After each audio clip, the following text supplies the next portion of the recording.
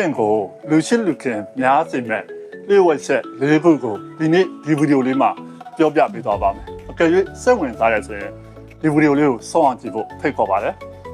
လူရှိလူခင်များဖို့ဆိုရင်ပထမဆုံးကျွန်တော်တို့လောက်ရမယ့်အရာကကိုနှိမ်ချခြင်းပါဟုတ်ပါတယ်ကျွန်တော်တို့လူမှုဆက်ဆံရေးမှာဖြစ်စေ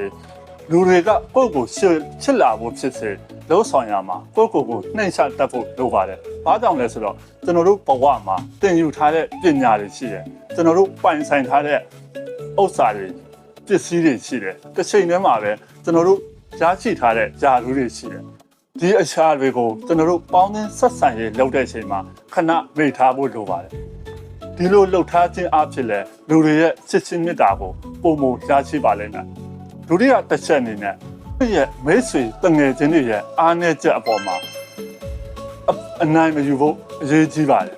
ဒါကလည်းပေါင်းသင်းဆက်ဆံရေးမှာအဓိကကျတဲ့အရာဖြစ်ပါတယ်ဘာကြောင့်လဲဆိုတော့လူရယ်လို့ဖြစ်လာရင်အားနည်းချက်ကိုယ်စီရှိကြတာပါတစ်ချိန်တည်းမှာပဲကျွန်တော်တို့ကအဲ့ဒီအားနည်းချက်အပေါ်မှာအခွင့်ကောင်းယူပြီးတော့အနိုင်မယူတတ်ဖို့လိုပါတယ်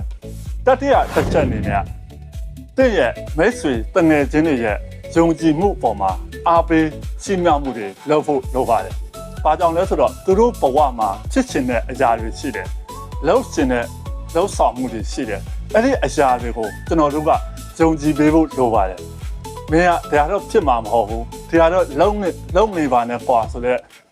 ပုံစံမျိုးသွားပြောမိမယ်ဆိုရင်သူတို့ရဲ့ချစ်ချင်းမေတ္တာကိုမရရှိတော့ဘဲနဲ့တယောက်နဲ့တယောက်လမ်းခွဲသွားကြ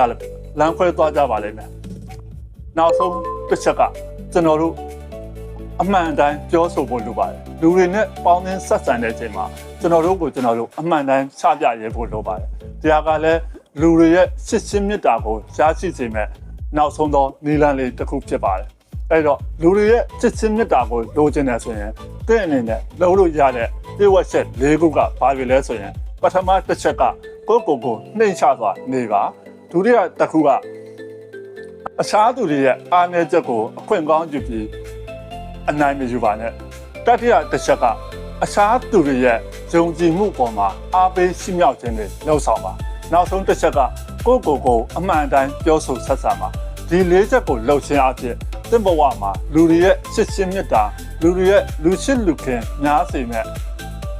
လူတစ်ယောက်ဖြစ်လာပါလိမ့်မယ်အကယ်၍